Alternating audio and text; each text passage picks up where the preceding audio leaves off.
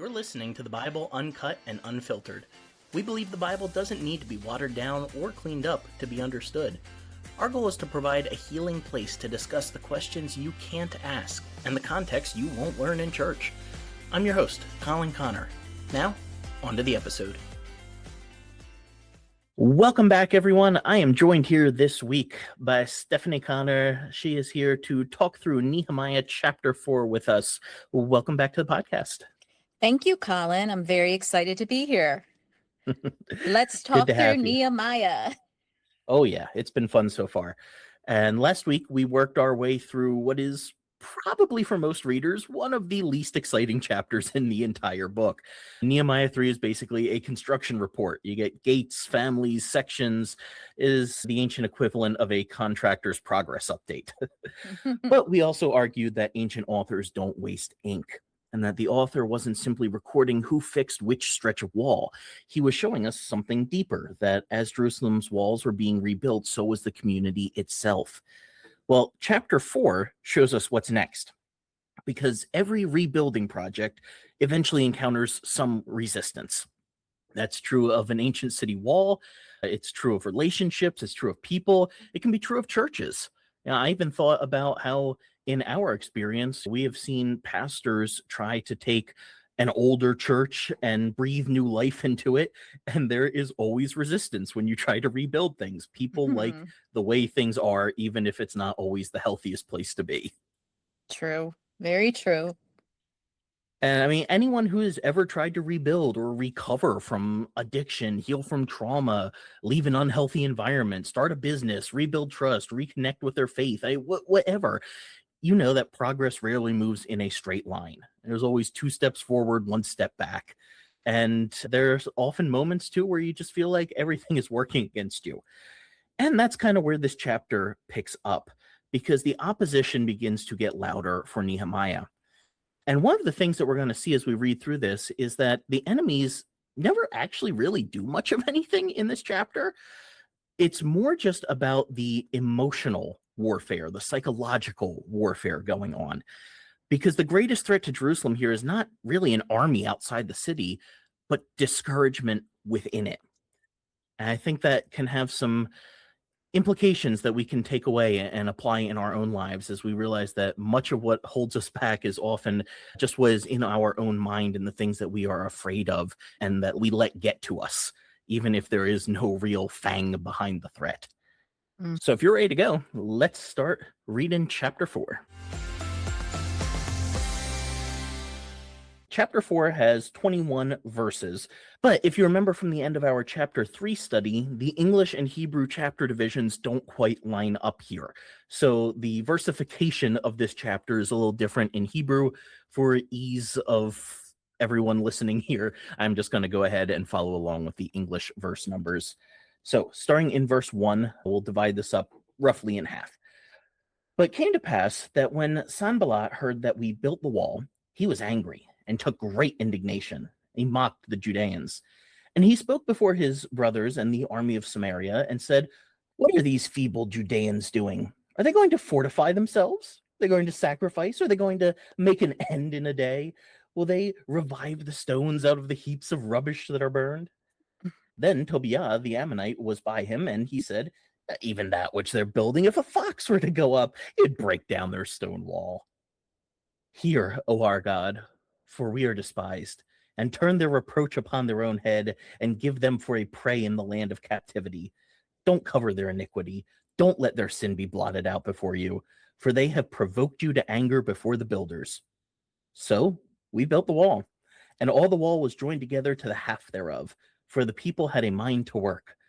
But it came to pass that when Sanballat and Tobiah and the Arabians and the Ammonites and the Ashdodites heard that the walls of Jerusalem were made up and that the breaches began to be stopped, they were very angry and conspired all of them to come and to fight against Jerusalem to hinder it. Nevertheless, we made our prayer to God and set a watch against them day and night because of them.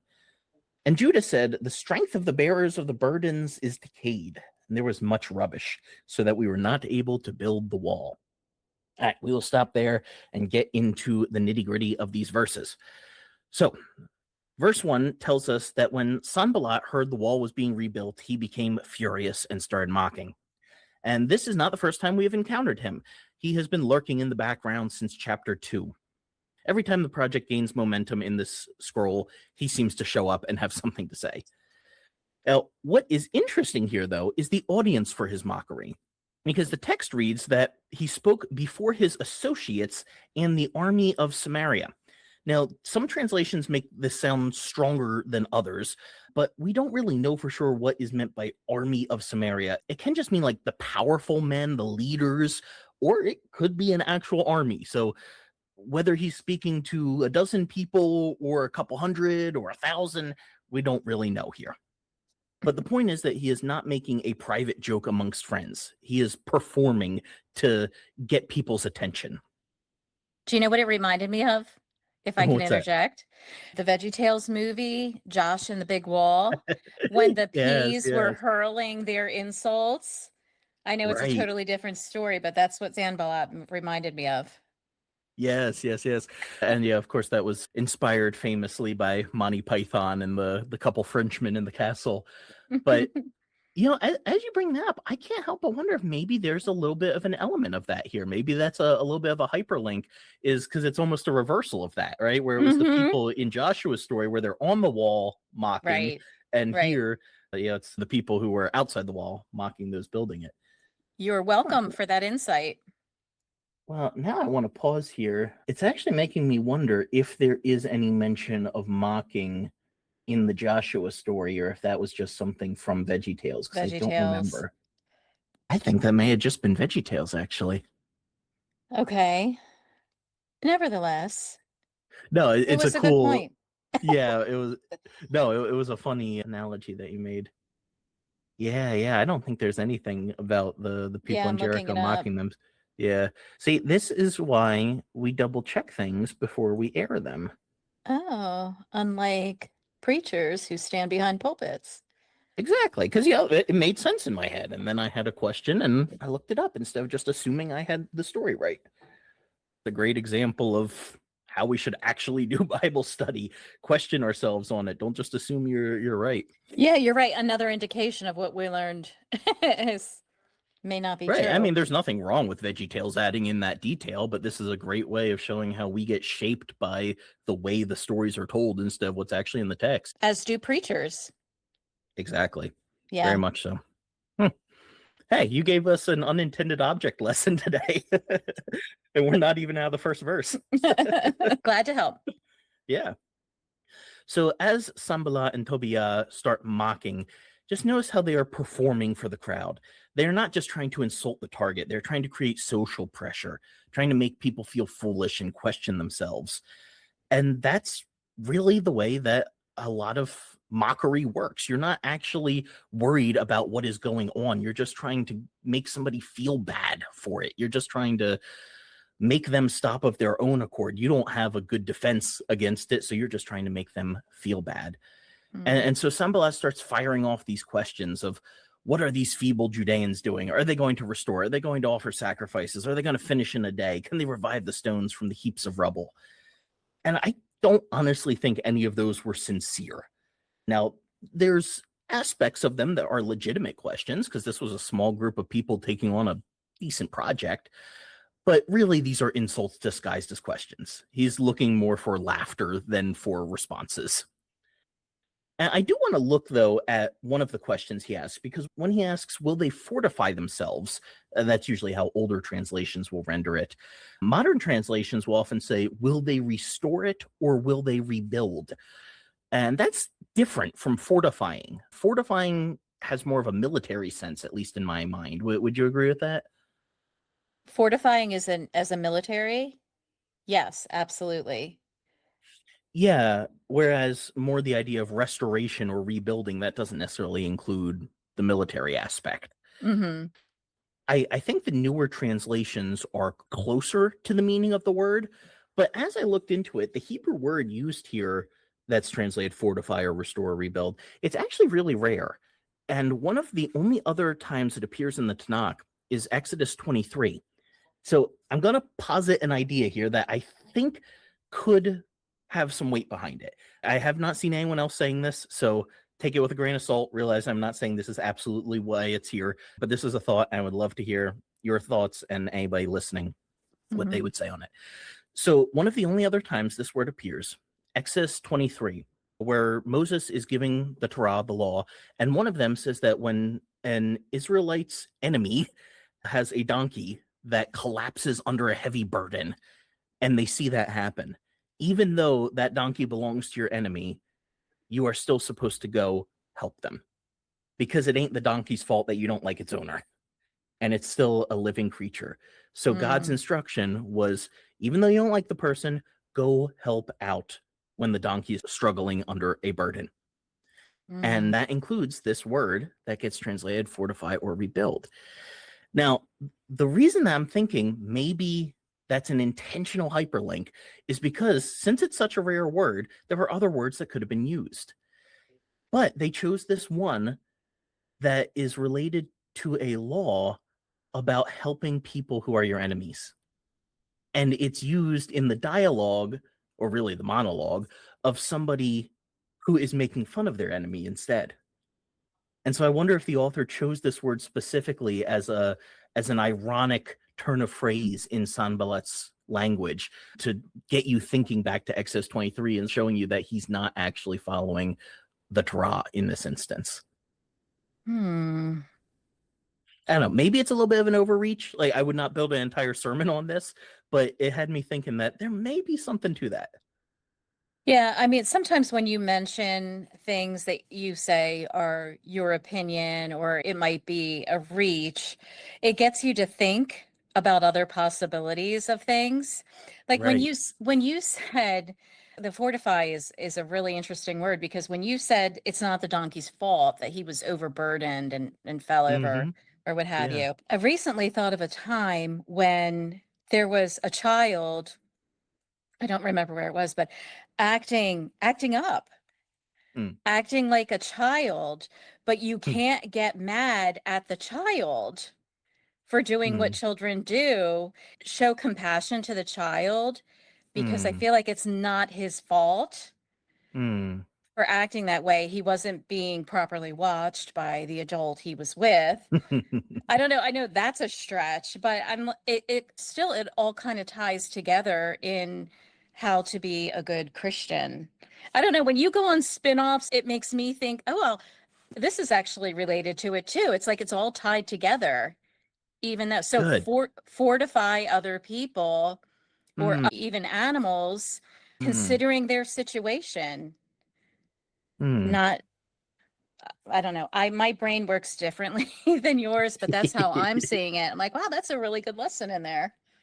Well, that's the beauty of a text like this is I think with the way we were for so long, you have one absolute interpretation that this is the right way to read it. Yes. And that really Screws it you up. flattens it. Well, yeah, it does. But it also flattens out the text. And this is something where I really appreciate the Jewish tradition over many Christian traditions. Is there's a turn of phrase in some Jewish communities as they study scripture that is the 70 faces of Torah. And it essentially means, I'm massively oversimplifying here, but that there are so many different ways of reading any one particular passage. You know, Mm, there's stuff that we can all take away from it. And I think this lesson that you're drawing out of it, I mean, is this right here trying to tell us to be compassionate to other people? I mean, not necessarily. It's just talking about somebody who wasn't. But then isn't the point for us to learn from that negative example and say, am I being like that sort of person here?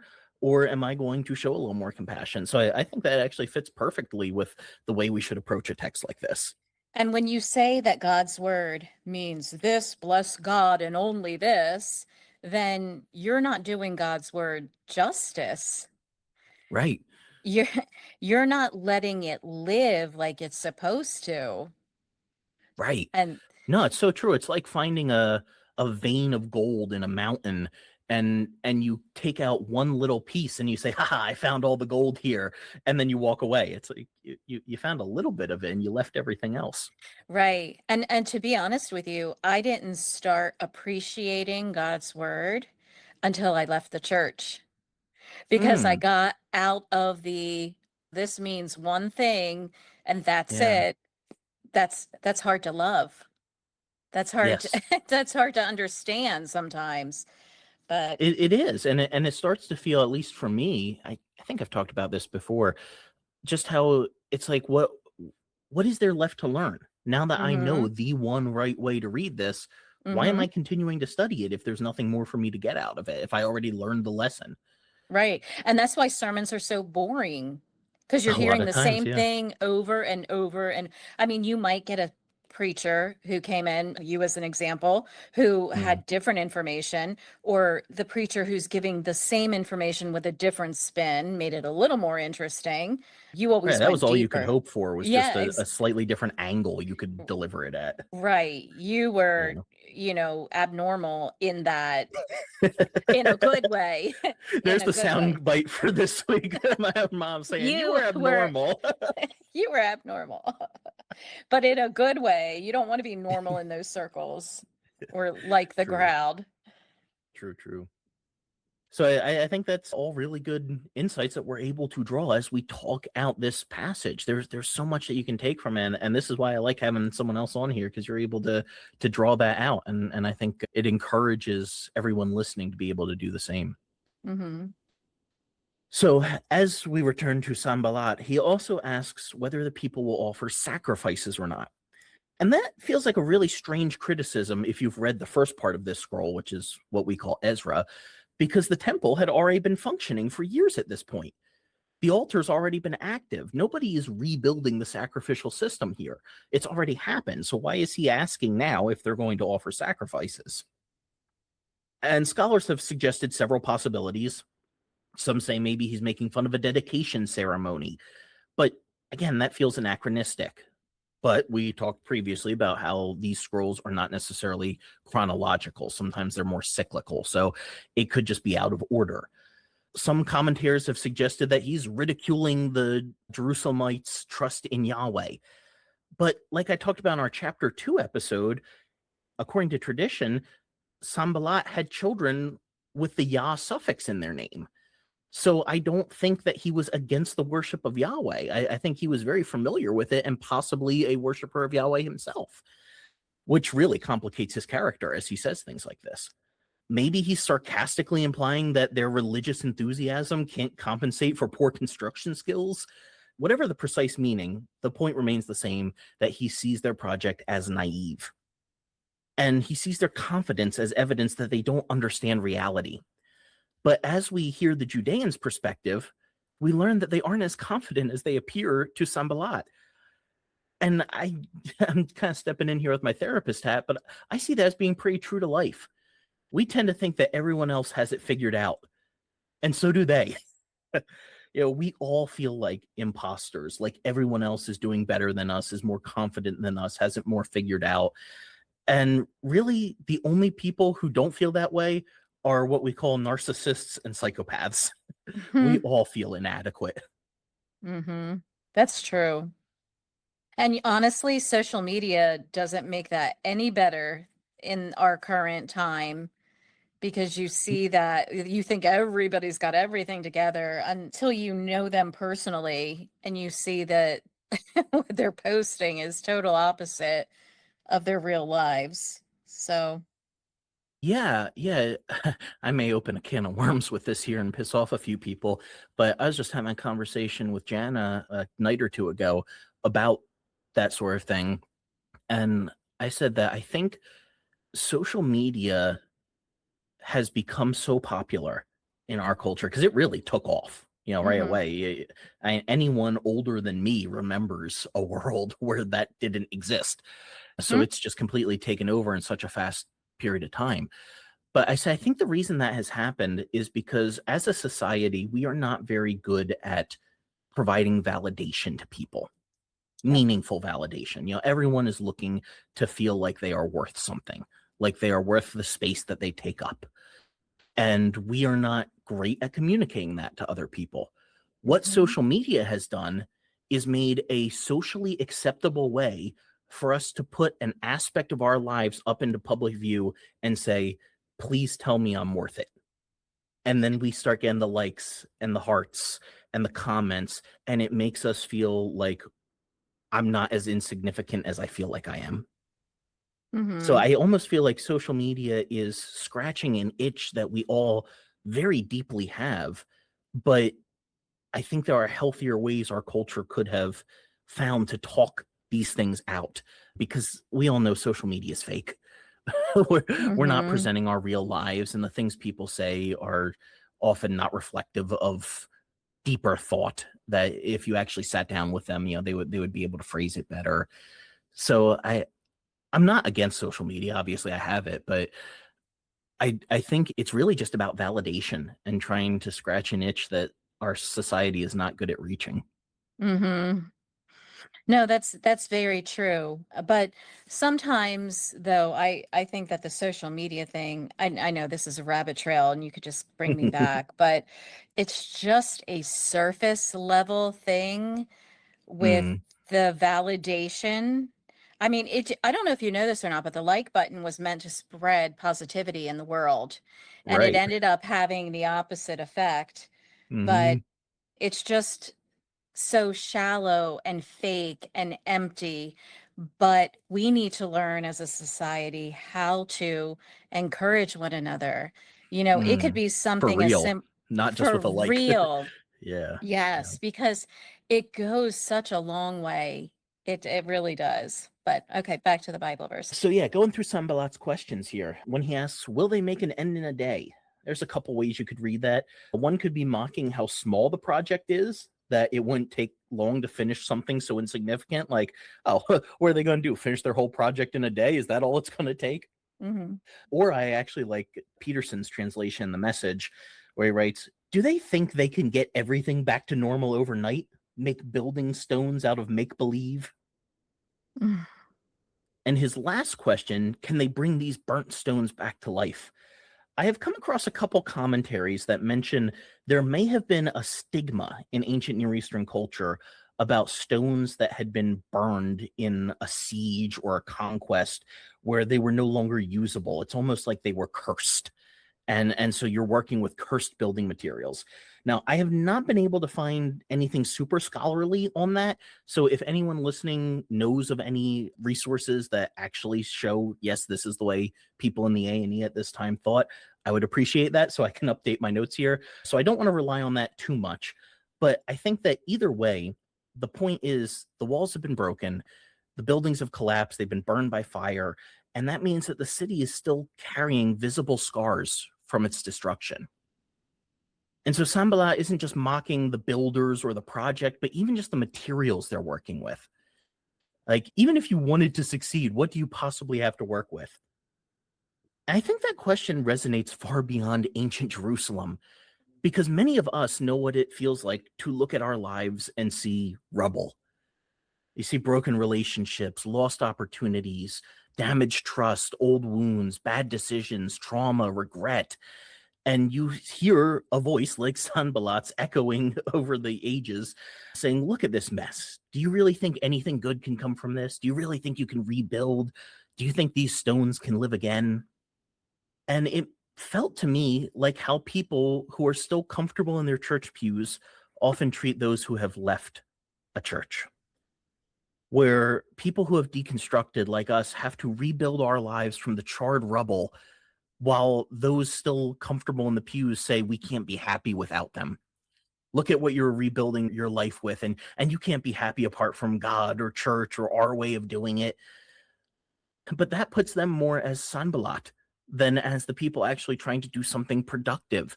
Like, yes, it was bad material they had to build with, but that wasn't their fault.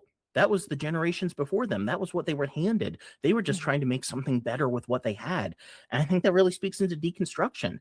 A Mm-hmm. lot of us are just working with what we have been handed and trying to make something better from it. And honestly, the story throughout scripture is that destruction never gets the final word. There is always life and love on the other side for those who don't give in and go back. Right. And it's funny because I was going to interject. In the Hmm. beginning, you were talking about Sandblot and how it's possible he believed in God and he had his children named after him, or, Hmm. with his name in it or reference to. And I think you said something like, which is kind of surprising that he was being as negative as he was. And I thought, Mm, oh no, it is not surprising. He reminds me of church people. That's right. Yeah, and not all of just because. them.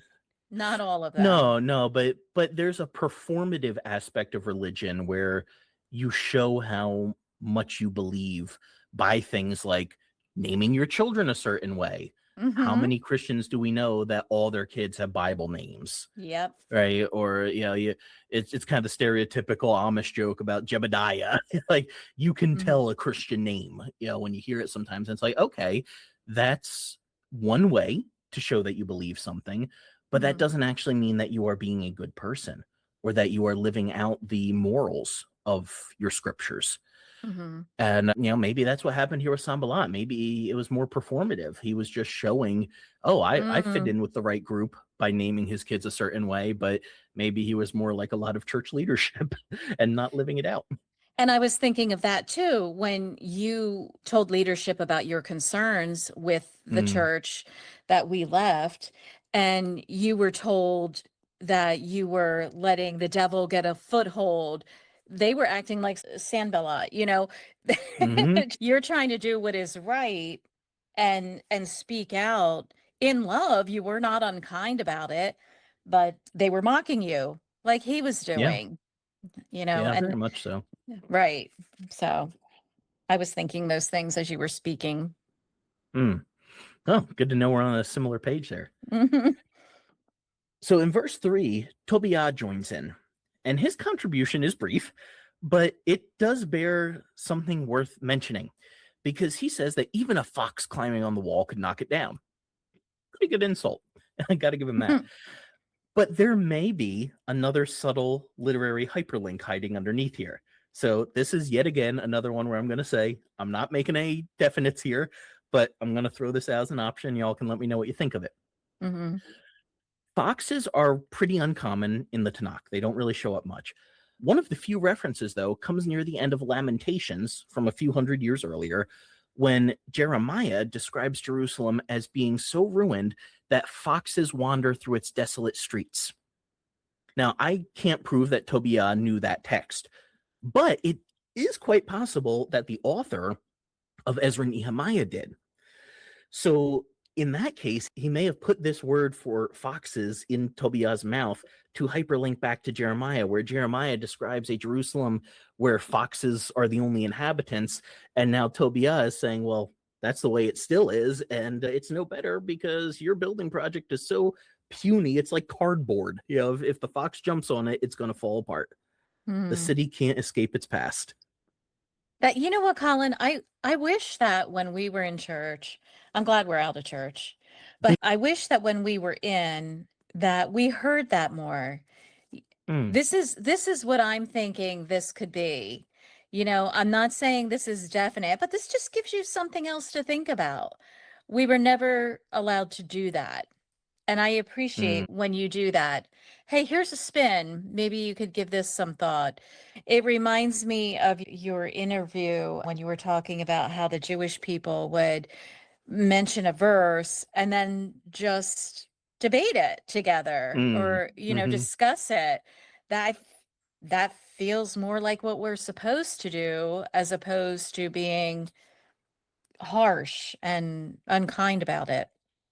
Right. It lets us play with the text in a respectful way. We're Exactly. we're asking questions. We're trying to think of some deeper things. And honestly, that's been the history of Christian tradition. It's Mm-hmm. only been in more like since the Protestant Reformation, past few hundred years, where we have prioritized a one central absolute definitive this is the meaning of the text. I think even back to Augustine, who I am not a huge fan of, but many Christians are, and ironically enough he's usually more popular on the conservative Christian side, and even amongst people who prefer just a literal one note reading of the text. Mm-hmm. And there's an infamous passage that he wrote on Genesis where he mocked people like that and said, if all you think you're getting out of the Bible is just the plain reading of the text, why are you even reading it? And Mhm. he prioritized what he called the spiritual reading, where you're finding some deeper way to draw a moral out of it today. And I'm Mhm. hesitant with that sometimes because that can Mhm. lead to really bad interpretations. Right. But it also gives us guidelines for when texts are really difficult to say we don't have to feel constrained by the difficulties of this text. There may be more to be found here than just what seems to be on the surface. Mhm. And that is respecting the Bible. I Yes, love that. absolutely. I love the back and forth where you'd say, "Hey, I wonder if what he was saying was this," or it just feels more natural in discussing the Bible as opposed to the rigidity that we were used to. Mm, well said. And speaking of difficult passages, we're about to get into one right here because Nehemiah's response in verse 4 surprises many modern readers because he prays, but he doesn't pray for wisdom, doesn't pray for patience or understanding. He prays for judgment. I'll read verse 4 again so you get the full force of it. Hear, O our God, because we are despised. Turn their reproach on their own heads and give them for a prey in the land of captivity. Don't cover their iniquity. Don't let their sin be blotted out from before you, because they have provoked to anger before the builders. So the prayer escalates really fast. And as he prays for judgment, the text even seems to suggest he may have just directly interrupted Tobiah. Like, we don't know if Tobiah was done speaking at the end of verse 3. Nehemiah just picks up.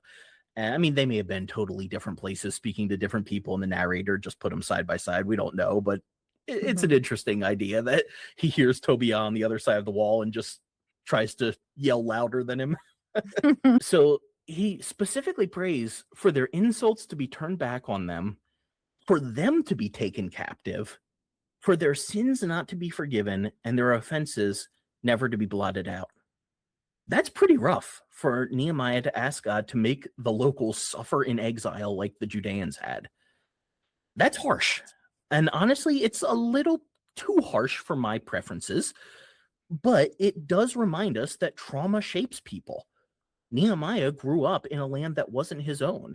He is now coming back to his homeland that is completely in ruins. That's traumatic. That's going to stick with a person, and that shapes him. And a lot of times our harshest interactions come out of a place of hurt, fear, and insecurity. Mhm. And I think it's worth remembering that while Nehemiah is the main character, he is not necessarily a role model. Even here, he goes so far as to demand that God never forgive or forget their sins. Now, this gets into a discussion of what is often called imprecatory prayers. This Love usually comes them. up in right. It usually comes up in discussions of the Psalms, and I this will tell you a little bit of how I grew up. I remember hearing a joke back when Obama was president that this old woman was praying for the president, and this will tell you how ridiculously conservative fringe our circles were. The the joke was that you would be surprised she was praying for the president since it was a Democrat. And she goes, "Oh yeah, well I'm praying the imprecatory prayers that God will break his teeth." And all that because it was a black Democrat president. And that was supposed to be funny. But the problem that comes up here is these imprecatory prayers are about bringing an imprecation, hence the name, a curse upon someone. And a lot of Christians, particularly those raised on Jesus' idea of Father, forgive them, for they know not what they do, find this to not exactly mesh well. So a lot of times Christians will look at this and say, well, it's not necessarily saying you're supposed to pray like this, especially after the cross. Maybe it was okay before Jesus, but not after. While there are other people who come along and note that the harmless catharsis of speaking these frustrations to a higher power can actually provide some sense of comfort and relief. So it is not something that Christians have agreed upon over the years, what place this sort of prayer should have in a believer's life. And I would love to hear from you all listening. What do you think of this sort of prayer? Does it have any purpose anymore? How should we handle these big feelings that people have at times? is it wrong just because you have big negative feelings to speak those out loud to God? What do you think? I think, first of all, I want to go back to that joke because that was stupid. Oh, yeah, terrible. That was, yeah, I've never heard it and I'm glad I didn't until now. But I think that God welcomes that kind of prayer Mm, be- because we have emotions and sometimes mm, we speak out of them, and He gave us the emotions. We were taught to be so reserved and so careful with what we said, that what we said was going to be an encouragement to the people around us. But frankly, sometimes people piss you off, and hmm. it's okay to say that to God. I I think He welcomes it. I think that's what we're supposed to do. He can handle it. Yeah, He can handle it. And I don't think it's going to make him mad. I don't yeah. believe that for a second, because He gave us our emotions. And why would He not want to listen? If I call Colin, if I'm having a bad day, or I just say I need to vent, or, to someone else, and someone listens, there's automatically a sense of, Mm, ah, thank you. I just needed to say it out loud to someone. I didn't need your advice. I don't want to know how you would have handled it. I, I, right. I just want you to listen to me. That's what Yeah, God venting is does. powerful. Right. Mm. Exactly. And we were kind of taught not to, Yes, honestly. very much so. Well, you're not even supposed to feel those emotions in the first place. So, Right. yeah, to voice them is to admit that you have them. No, I think it's perfectly acceptable that he prayed that prayer. Mm. I don't think there's Yeah, anything wrong with it. yeah, I've wrestled with this over the years and come to different positions. I think if you would have asked me, let's say 5 years ago, I think I would have been closer to the kind of standard Christians are supposed to forgive, and maybe that was just for a different time. But I think I agree with you on this. And I don't I think we have to consider what is the purpose of the prayer. What is it achieving? Because if you're using this as a template for communal worship and you're praying for God to curse your enemies, okay, maybe not so great. But is that what he's doing here? Or is he just bringing his legitimate frustrations to a higher power and trying to say, I know I can't control this. I believe that in the end, justice prevails and you have a hand in this. Make sure that it happens. I think there's room for that. I agree with you. If God is so big, he should be big enough to be able to handle your feelings, Mm-hmm. the feelings that he gave to you.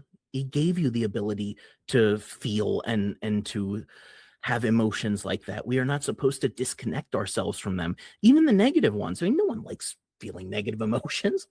No duh. But they are still a part of life. And if we ignore them, suppress them, try to have this happy clappy, I'm in, right out, right up, right down, right kind of Christianity where you're never allowed to feel negative things, they're still there.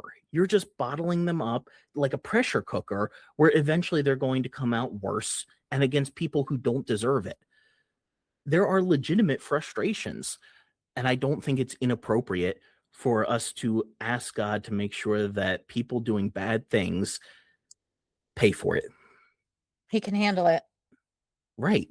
And the message, particularly of the prophets, was it's fine to do that just so long as you are also yourself open to critique. And I think that's very much what Jesus meant with the whole speck and beam thing, too. It wasn't don't ever judge someone else, don't ever call down judgment on someone else. It was just leave yourself open to this as well. Don't be coming from a high horse area, but if you are seeing somebody legitimately do something wrong, it is okay to call for judgment to happen in that case Mm-hmm. and to be a part of seeing that achieved. I don't think there's necessarily a tension here between a way of Jesus and an imprecatory prayer. I think there can be a place for that. Now, ideally, that's not going to be your entire prayer routine, but I think it can absolutely have a place to express our frustrations legitimately. And it's not something we need to just write off as being an Old Testament thing. I can see God like when he listens to the high and mighty Christians when they're praying and they're like, "Oh God, forgive people, these people who have wronged me and help me to be more like you toward them." And he's probably thinking, "Would you just be for real for once in your life and Right. stop pretending and just tell me how you really feel? Because that's what Yeah. I want." I, you know, it's just so fake and phony. Nobody feels like Hmm. that all the time. Nobody. No. If they tell you they do, they're lying. They're Yeah. lying because Yeah, and I even remember there was a debate in college in one of the counseling classes about the value of venting and if that was even really something you should do because it's just complaining and that's not productive. Thankfully, back then, even I fell on the side of no, it sometimes needs to happen because if you don't, it's going to come out. It needs an outlet. It doesn't just magically disappear because you don't share things.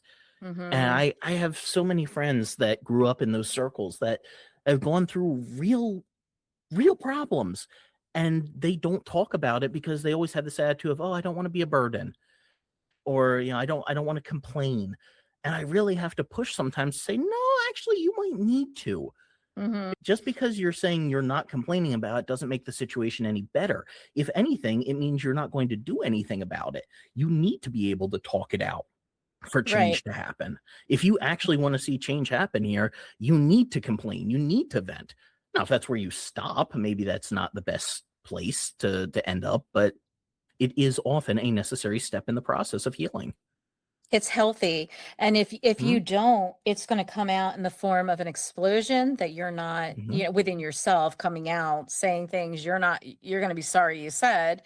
It's going to yep, be in the form of binge eating, binge drinking, or something to soothe your emotions. And that's not healthy. That's why we're supposed to listen to each other and say the things that are bothering us. That's okay. That's okay. And it's okay to say to someone, "Hey, listen, I need to vent. I don't want you to say anything right now.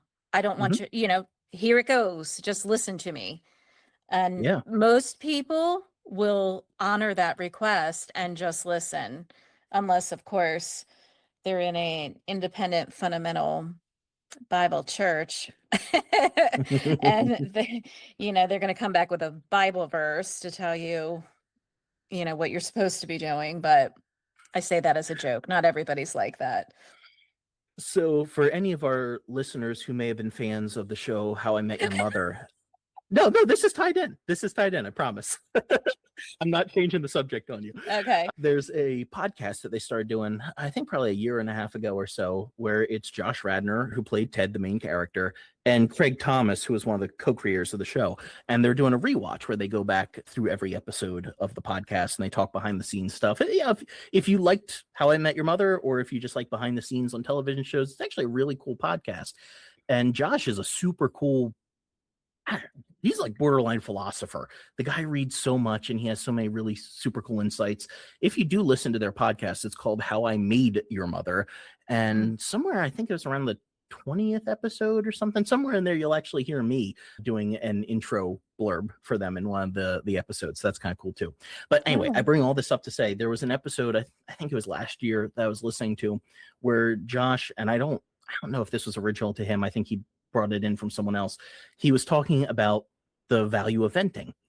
And he said the question he'll ask before somebody vents to him is, do you need a tissue box, a soap box, or a toolbox? I love that. I did too. Like that's every conversation. Do you need a tissue box, a soap box, or a toolbox? And whichever one you need, That's I'll be here for you. that's a good listener right there. I Yeah, love that. yeah, me too. So Nehemiah's response, I think, does have a legitimate place, and it reminds us that trauma has a long memory. The people rebuilding these walls are descendants of survivors. Their national story included invasion, destruction, exile, humiliation, loss. So when Sanballat mocks the wall, Nehemiah hears more than just a joke. He hears someone mocking generations of suffering. Mm. That doesn't automatically justify everything Nehemiah does, but it does help to explain why he feels the way he does. Unhealed wounds rarely stay buried in the past. They often reappear in present conflicts wearing different clothes. So, as harsh as he is, I actually really appreciate his willingness to call out a problem and not just quote unquote entrust it to God. Like we Mm. were so often told, you've got some legitimate complaint about something going on. Oh, well, just entrust it to God. He'll take care of it. He'll Well, judge them for it one day. right, right. So And tired of Nehemiah is that. like, actually, we're going to take action here. And that's what we see in the rest of the chapter. And that's what you're supposed to do. Absolutely. And you know what, Colin, the comment you made about understanding what he came from and why he was acting the way he did, shouldn't we all be doing that instead of Go on. just jumping to conclusions about why people are maybe, being rude or the way they're driving or, I I mean, was just thinking that as an example. yeah. Go ahead. Gosh, you don't know. They could be on their way to an emergency, or sometimes just thinking there could be a little bit more to this story. Some people drive like asses anyway, for no reason at all. You can cut that out if you want to, but other times maybe there's a reason why. Maybe they just got fired from their job or Mhm. they have an emergency at home. But I think we all need to be a little bit more understanding or thinking there could be a reason for this instead of being quick to jump to conclusions. Yeah, we need more of the toxic empathy that the Christian right is villainizing right now. Yeah. Because that's I thought of that driving illustration too. Like, isn't it amazing how everyone else on the road is always an idiot? You're the Mm-hmm. only good driver on the road. Yeah. But And it's and true going though. and going back to the beginning, everyone feels the same way. They are thinking Mm-hmm. that about you too. It's so Mm-hmm. funny how we excuse the times that we hit a curb or blow a red light or cut someone off because, oh well, yeah, that was the only option, or they were being too slow, or whatever. We come up with a justification, and then we see Mm-hmm. someone else do the exact same thing. And we're like, what idiot does that? Right, right. Or that they don't go when the arrow turns green. Mm-hmm. What's the first thing I say? Put your phone down and drive. Right, right. How do we even get off? Oh, we're talking about I have no compassion and idea how empathy. I ended up here. Who Empathy are and you? understanding. Gosh, oh, Where am this is I? turning into a therapy session for all the listeners, whether they wanted it or not. Free of So, with charge. that, let's take a quick pause, and we will get back into verse 6.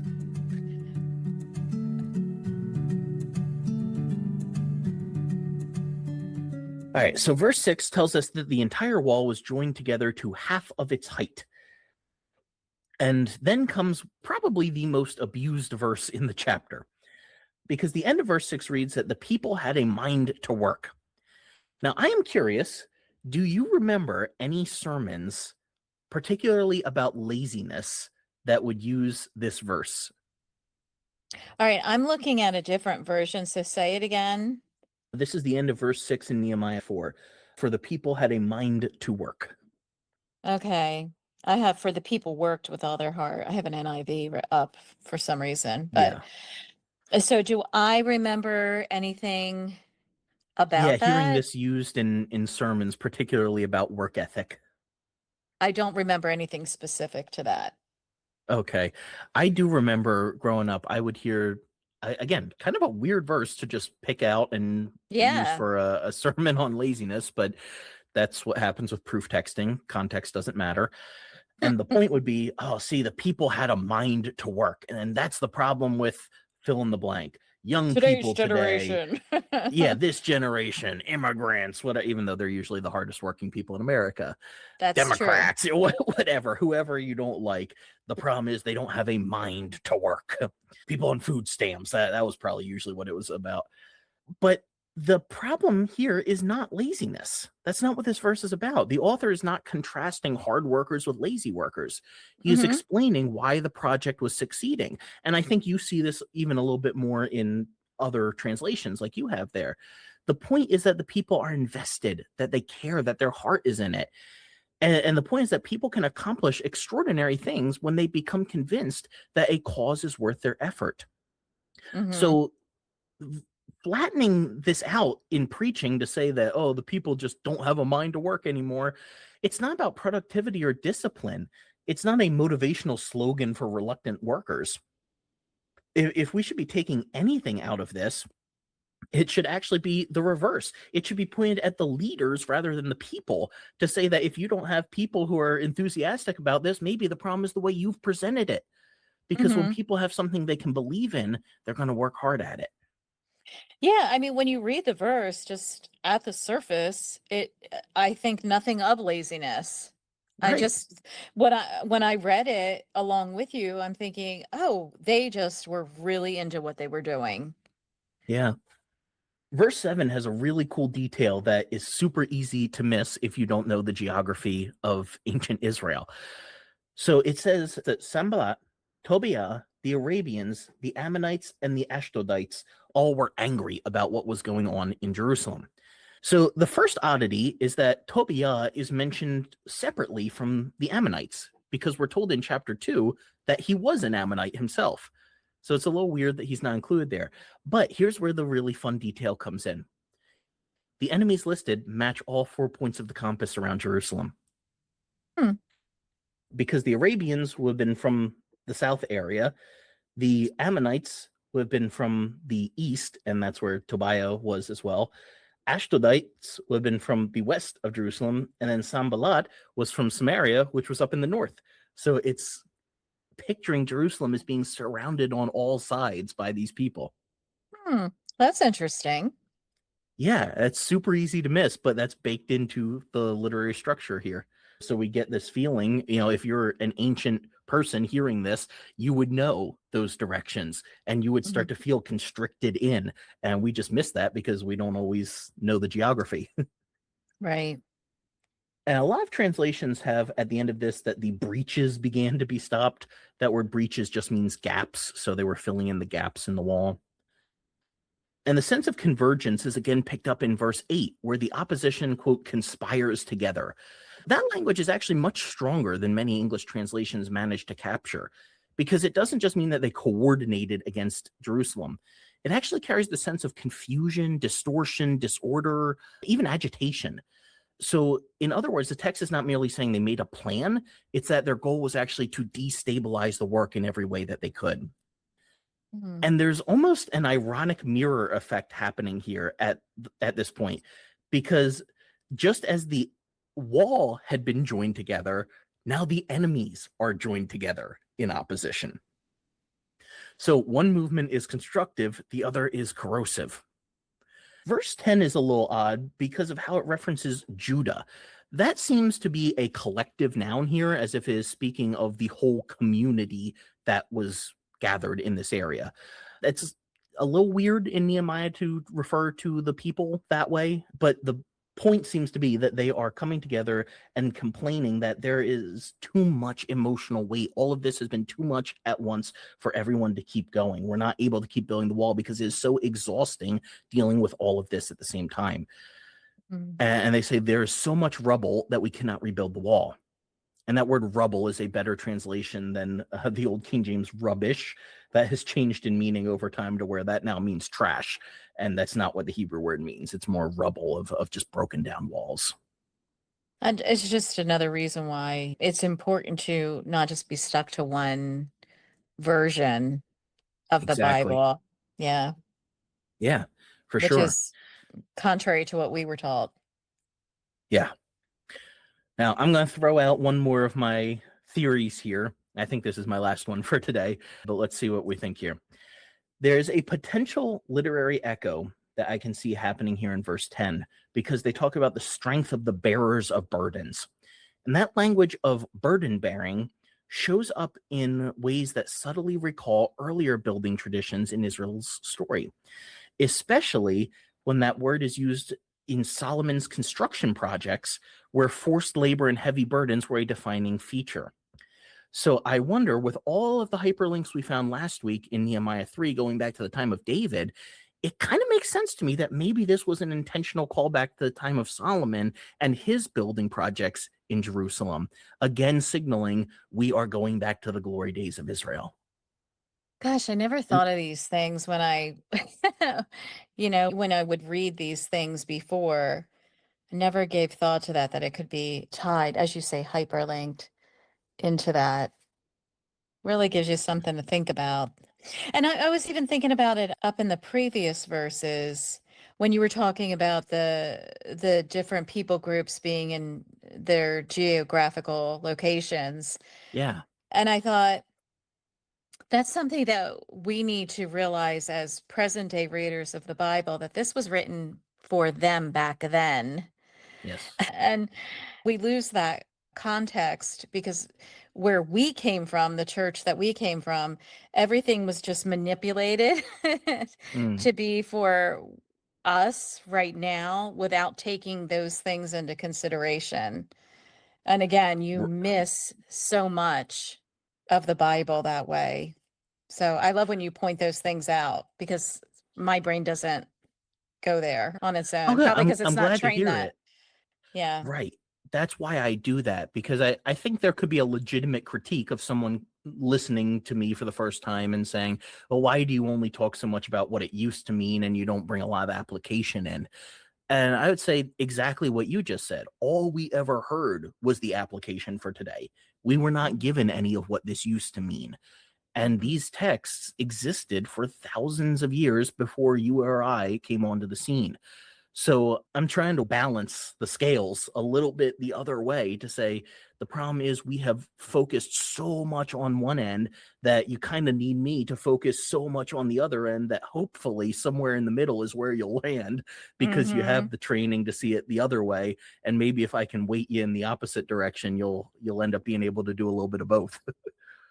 I'm picturing in my mind the Bible, like how God intended it is inside of this Mm, wall or this rock or this shell that we put around it in the church that we were in. And mm, we leave, and it's just like you bang that shell off, and it's just like this beautiful piece of literature that was hidden from mm, us because of this hard shell that we let those groups of people put around it. And it's almost like they're the enemy. They're mhm, keeping us from getting to what God really wants us to see. And I've never appreciated the Bible more than I have now, ever, mm. until that was broken away and fell. And it's almost like this big shining beautiful piece of literature. I'm like, wow, I did not know this. So, Yeah, no, that's a good way of putting it. Right now, we're not recording with video, but if you were here in my office with me, you could see I have a bunch of Star Wars action figures all over the room, collectibles I've had over the years, and they're all out of their packaging.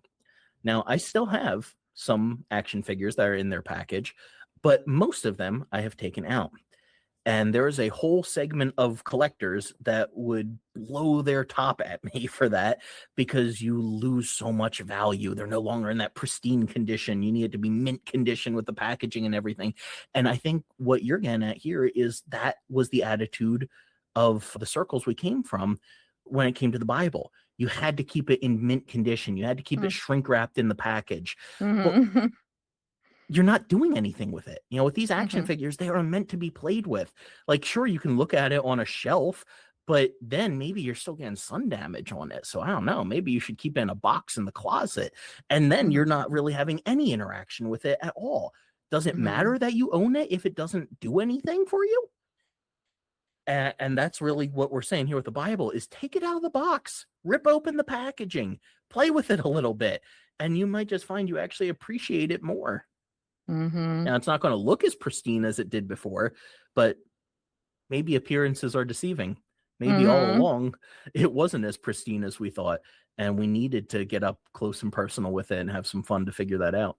hmm That's so true. All right, we have reached the halfway point of the chapter. So let's take a quick break and we'll finish out chapter 4.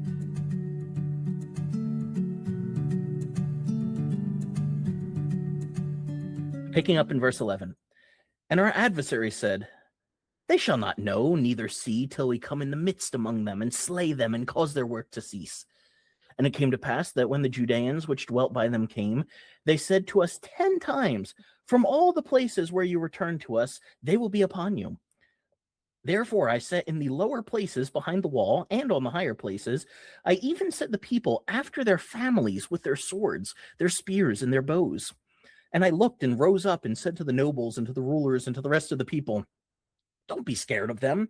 Remember Yahweh, which is great and terrible, and fight for your brothers, your sons and your daughters, your wives and your houses. And it came to pass when our enemies heard that it was known to us that God had brought their counsel to naught, that we returned all of us to the wall, every one to his work. And it came to pass from that time forward that the half of my servants worked in the work, and the other half of them held both the spears and the shields and the bows and the habergeons, and the rulers were behind all the house of Judah. They which built on the wall, and they which bear burdens, with those that were laded, every one with his hands working in the work, and the other hand held a weapon. For the builders, everyone had his sword girded by his side, and so built. And he that sounded the trumpet was beside me. And I said to the nobles, to the rulers, to the rest of the people, the work is great and large, and we're separated along the wall, one far away from another. In what place, therefore, you hear the sound of the trumpet, resort back to us, for God shall fight for us. So we labored in the work, and half of them held the spears from the rising of the morning until the stars appeared. Oh, we have a lot to get to in this part. Verse 12 is a little weird. For one thing, it has this mention of the people coming and saying this 10 times. Now, there is nothing before this that says they were bringing these threats before that point. So this is one of those details that we should look at and go, why is it here? Of all the things the author can include, this is a little weird to mention 10 times. And the first thing that comes to my mind, and feel free to jump in if y'all can think of anything else, drop a comment in socials, anything, let me know if you can think of another reason that there might be mention of 10 times here. But I thought back to Genesis 31 with Jacob and Laban, where Jacob said that Laban changed his wages 10 times. And there's kind of this pattern all throughout scripture of 10 speeches. You know, you have the 10 words, which we call the 10 commandments. You have God speaking 10 times in Genesis 1. So this almost feels like an inversion of that. And particularly where we have the tricksters, Jacob and Laban, speaking 10 times negatively with each other there. I wonder if that could be a little bit of a playback on that. That one I'm going to hold pretty loosely. I'm not 100% sure if that detail's getting at anything, but thought I might throw it out and see if y'all have any thoughts.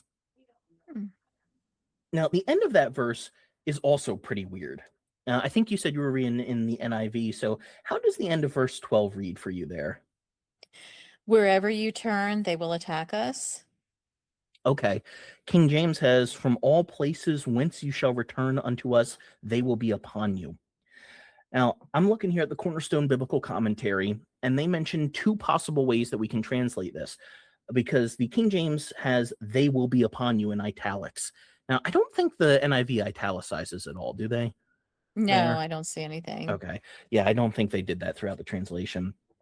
But as we talked about before, if you're reading in a translation with italics, that means it was added in for ease of reading in English.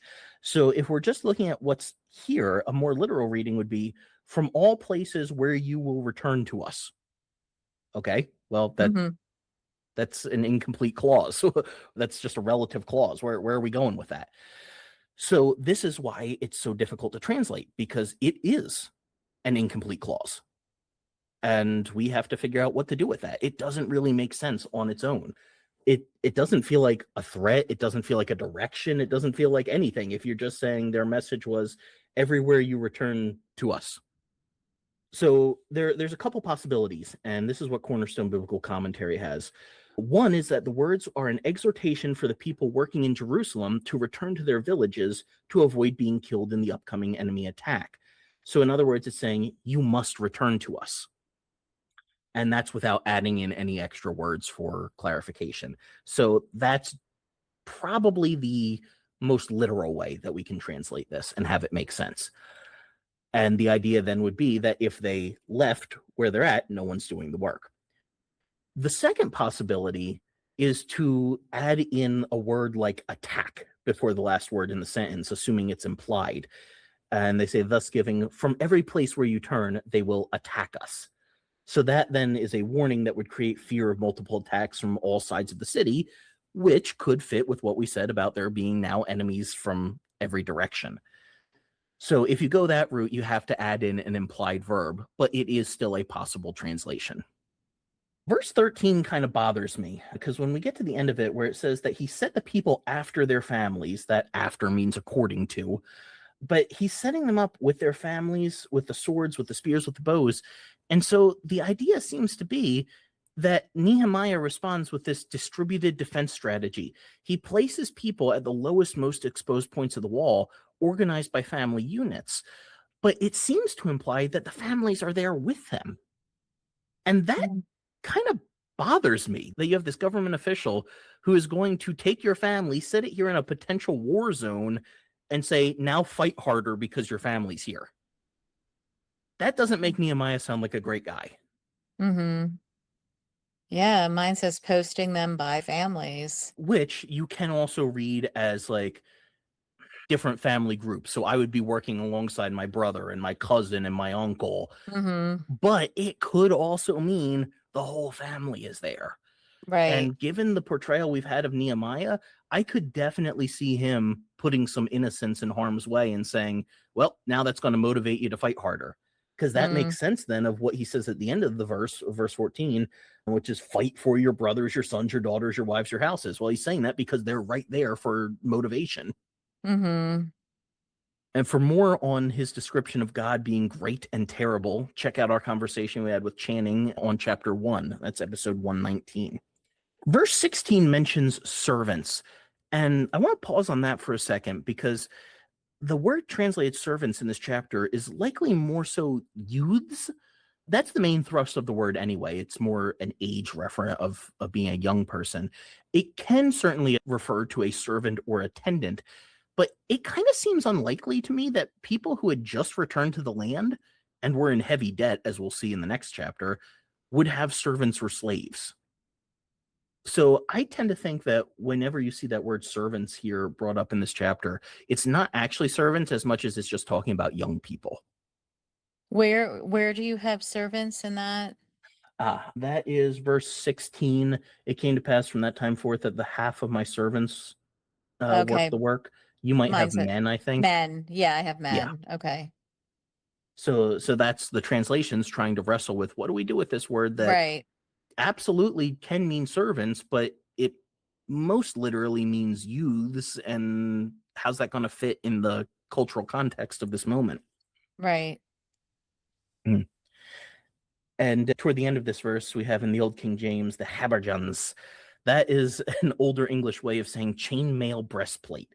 So what do you have there where it says they have the spears, the shields, the bows, and what does it say? Armor. Armor. Okay, yeah. So specifically breastplate is what it's talking about here. And it's a little odd how it describes the rulers standing behind the house of Judah. There's different ways you can read that, but it seems to mean that the officials were prepared as military backup if the workers needed them. They were Mhm. standing behind them as defense. Yeah.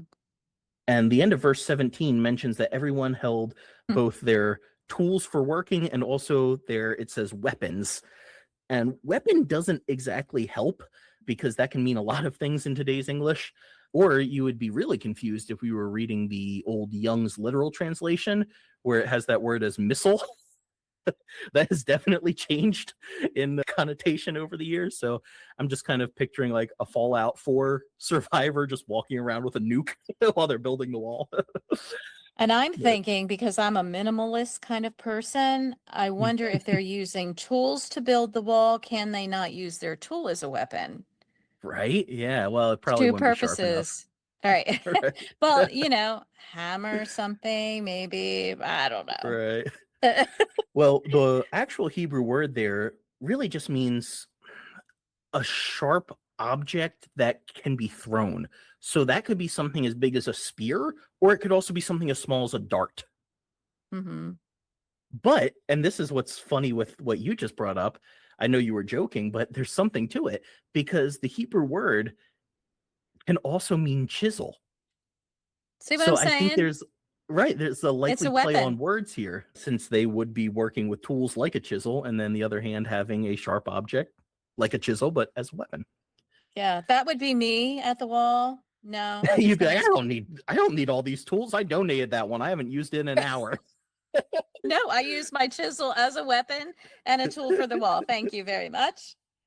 Yerem Yahoo down the wall needed it more than I did. I can just use this one. Get back to work. That'd be funny. Verse 18 records that Nehemiah had a trumpeter alongside him. And that's another case where trumpet has a totally different connotation today. So back then, it was really just an animal horn that was being used as an instrument. Yeah, like we like to play music when we're doing work. Helps the work go faster. Right. Well, that was not the meaning here, because this was just to call the people together if there was an attack. But this is yeah, how my mind is thinking. AirPods are you're like, in. yeah, we could use some trumpets while we're working. Do you know Oh. what song they'd be listening to? Another Brick in the Wall. Oh. That's Oh, I'm good. proud of should be that on the- one. That was good. Verse 19 has Nehemiah saying that the work is great and large, which is different in the sense of he's basically saying there's lots to do and lots of areas that need it. Hmm. Verse 20 is something that I think the average Christian reading would be encouraged by and say amen, because Nehemiah says that if you hear the sound of the trumpet, return to us, for our God will fight for us. Woo! Sounds like a great worship song or something you'd cross-stitch on a pillow. But I have to admit, as inspiring as his confidence in God's fighting for them is, I also find it a little concerning. Because we have already seen that Nehemiah doesn't always represent God's views as well as he thought he did. And it's really easy to assume that we are on the right side of history. So, of course, God is on our side. Mm-hmm. But God is on his own side that we only occasionally happen to align with. I would personally advise against following spiritual or especially political leaders who use this kind of language, because it really borders on blasphemy. You are speaking for God, saying, I know for 100% fact that he has the exact same feelings about this I do, and he would go to battle over it. And I'm not that comfortable saying that. I'd rather let God speak for himself than just assume that because I must be right, God's on my side. The last two verses of the chapter have Nehemiah putting the people in shifts where they'll rest for a short period of time and then work, so that there is constantly work going on. And the end of verse 23 is interesting, because Nehemiah says that neither I nor my brothers nor my servants nor the men of the guard which followed me, none of us put off our clothes, save that every one of them put them off for washing. That's how the King James has it. Now, I'm going to guess the NIV has a different wording there, because pretty much every English version translates this better than the King James did. So what do you have there in the NIV? Neither I nor my brothers nor my men nor the guards with me took off our clothes. Each had his weapon, even when he went for water. Okay, so do you see the difference there? King James says we didn't take off our clothes except for washing, and the NIV is saying we kept a weapon with us even going down to the river. I don't think that the King James translation here makes much sense, because don't we all keep our clothes on except for when we wash? Especially if we only had one or two outfits like most ancient people did. And I have a note here. It says the meaning for Nehemiah 4:23, the meaning of the Hebrew for this clause is uncertain. Yes, absolutely. It is a very difficult phrasing to translate over into English. And the King James seems to be drawing on the older Geneva, Wycliffe, and even the Latin Vulgate with its translation. But I think it makes much more sense in the context to go with the more modern translations that are saying that even when they went to bathe or went to wash clothes or whatever, they still had weapons nearby if needed. Mm-hmm. And that brings us to the end of chapter 4.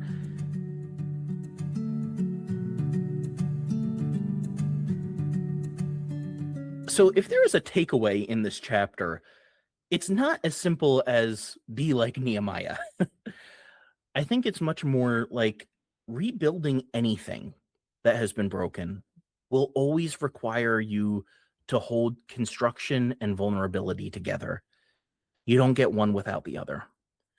And the most important work is not eliminating fear or anger or negative emotions, but learning how to express them in a healthy way and not let them have the final word on what gets built.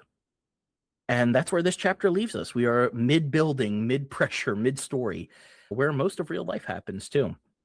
So hopefully you have found these little details that we have caught in this chapter interesting. I know I did. I'm looking forward to the next chapter where we get into Nehemiah's first real conflicts with his own people there, the Judeans. It is arguably his best portrayal in the whole scroll. It's almost too good, one might say. We'll learn about that next week. So until then, stay curious and keep asking questions about the Uncut and Unfiltered Bible. You've been listening to the Bible Uncut and Unfiltered. We hope we provided a healing place to discuss the questions you can't ask and the context you won't learn in church. If you enjoyed the podcast, would you take a minute to share it with a friend? You could also rate and review on your podcast app. If you'd like to donate to keep our work going, you can go to our website, thebibleuncut.com, and click on the Support Us tab. While you're there, check out the recommended resources and blog where we post show notes and other articles. Thanks for listening. We'll see you next week.